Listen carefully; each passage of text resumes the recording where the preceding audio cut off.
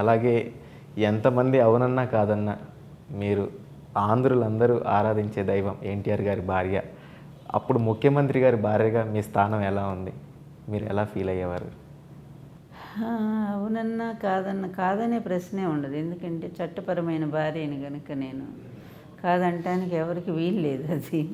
అది ఒప్పుకోవాల్సిందే. కాకపోతే నేను నచ్చకపోవచ్చు కావుగా, అది ఒప్పుకుందాం. కానీ అందువల్ల ఏమిటంటే బాగుంది ఆ రోజు. ఎందుకంటే అదొక అదృష్టమే. మరి చరిత్ర సృష్టించిన ఒక మహానుభావుడు, 350 సినిమాలలో నటించిన ఒక నటనాగ్రేసర చక్రవర్తి, విశ్వవిఖ్యాత సార్వభౌముడు నందమూరి అంటే ఇప్పటికి కూడా పేరు వింటేనే పులకరింత వస్తుంది.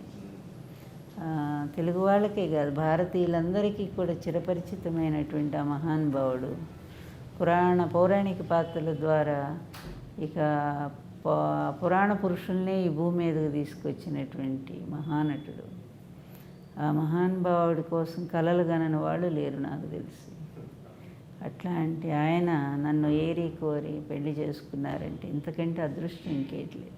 అందుకే నాకు అనిపిస్తుంది, మొత్తం మీకు ఈ భూమి మొత్తాన్ని కూడా నీకు పట్టం కడతాను అంటే అది కూడా నాకు చిన్నదే అనిపిస్తుంది. ఎందుకంటే ఎన్టీఆర్ భార్య అనేటువంటి ఆ పదం ముందు ఇవన్నీ మిగిలినవన్నీ చిన్నవే నాకు. అందుకే వీటి కోసం నేను పెద్ద వెంపర్లాడను. ఈ అధికారాలు వీటన్నిటి కోసం అసలైంది నాకు దక్కింది.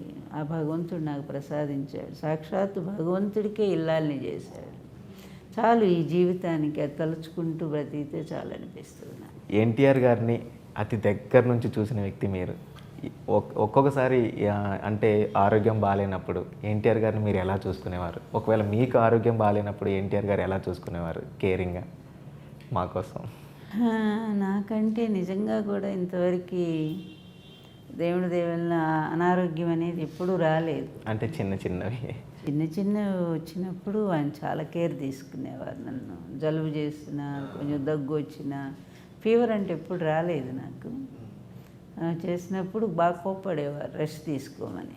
అన్నీ పైన వేసుకొని చేస్తుంటావు, విశ్రాంతి ఉండదు నీకు, అందరూ చూస్తావు, నిన్ను గురించి నువ్వు పట్టించుకో అని చెప్పి పాపం ప్రేమగా మందలించేవారు. సరే, ఇక ఆయన అనారోగ్యం అంటే అది నా కర్తవ్యం, ధర్మం. భారీగానే కాదు, ఒక అభిమానిగా కూడా ఆ మహానుభావుడి జీవితం నిలబడితేనే ఈ ప్రజలకు మేలు కలుగుతుంది అనే ఒక తపనలో చేశాను సేవ. అసలు లేవలేని పరిస్థితి, కాలు చేయి పైకి లేవలేనటువంటి పరిస్థితుల్లో, పైగా డాక్టర్ ఏం చెప్పారు, బ్రెయిన్ క్లాట్ అయింది. బ్రెయిన్లో ఒక నర్వ్ అన్నమాట ఈ పక్కన, అది బ్లడ్ క్లాట్ అవ్వటం వల్లనే ఇది వస్తుంది, పెరాలిటిక్ స్ట్రోక్ వస్తుంది. అంతకుముందే ఆయనకి 92లోనో ఎప్పుడో మైల్డ్ హార్ట్ స్ట్రోక్ వచ్చింది, రామ్ మనోహర్ లోహియా 91 అనుకుంటా. అప్పటికి నేను రాలేదు. తర్వాత షుగరు, బీపీ అన్నీ ఉన్నాయి దానికి. ఇట్లాంటి పరిస్థితుల్లో 70 years దాటిపోయినాయి. కనుక జాగ్రత్తగా చూసుకునేవాళ్ళు చాలా అవసరం కదా. అందుకనే ఒక రకంగా ప్రేమ, రెండో వైపేమో తన బాధ్యతగా చూసుకునే భార్య కావాలనుకున్నారు ఆయన. ఇంతమందిలో నన్ను సెలెక్ట్ చేసుకున్నారు. ఆయనకు తెలియని వాళ్ళు ఎవరున్నారు ఈ ప్రపంచంలో. అందువల్ల నేనైతే చూడగలననే నమ్మకము, ఆ నమ్మకాన్ని నేను నిలబెట్టాను. చివరి క్షణం వరకు కూడా ఇద్దరం అంత అనుబంధంతో ఉన్నాము. సో ఇంకా 10 రోజులు చనిపోతారనిగా కూడా ఆయన లాస్ట్ ఇంటర్వ్యూ ఆఖరి వీల్నామా అనే పేరుతో వచ్చింది బయటికి.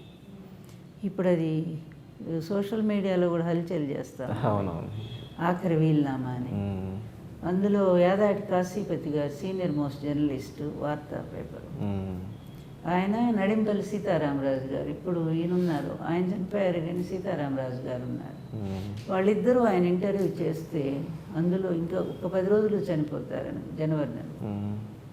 ఆయన ఒకటే చెప్పారు, నా భార్య చాలా మంచిది, ఉత్తమరాలు, అందువల్ల there is no god is more than wife. ఏ దేవత కూడా నా భార్య కంటే నాకు ఎక్కువ కాదు అనే స్టేట్మెంట్ ఇచ్చింది. ఇంకా అంతకంటే నా క్యారెక్టర్ని నేను విశ్లేషించలేను.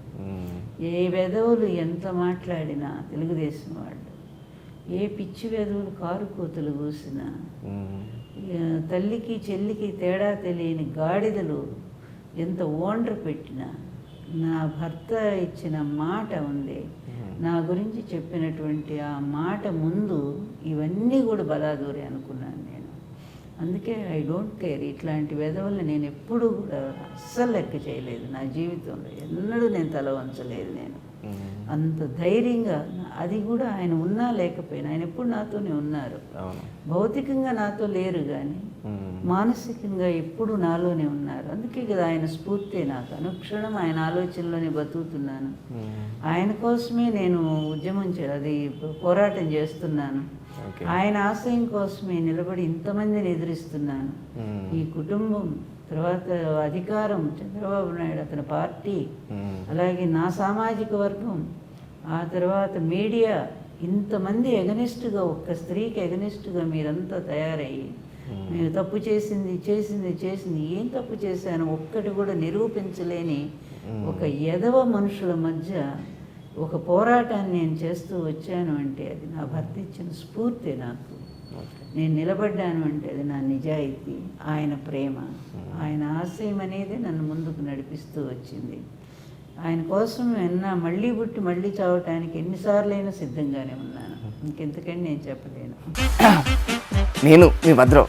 మీరు చూసిన వీడియో నచ్చితే లైక్ కొట్టండి, ఇంకా బాగా నచ్చితే షేర్ కొట్టండి. Hi everyone, I'm Nandini Rai. Please do subscribe to i5 Network. Hi guys, this is Priyanka Jalkar. You're watching me on i5 Network. For more interesting videos and film updates, please subscribe to i5 Network. Hi, this is Ramya Paspaleti. Please subscribe to i5 Network. Please watch and subscribe i5 Network. Please subscribe to i5 Network. Hi, నేను మీ Madhunandan. Please subscribe to i5 Network and please support i5 Network. Thank you.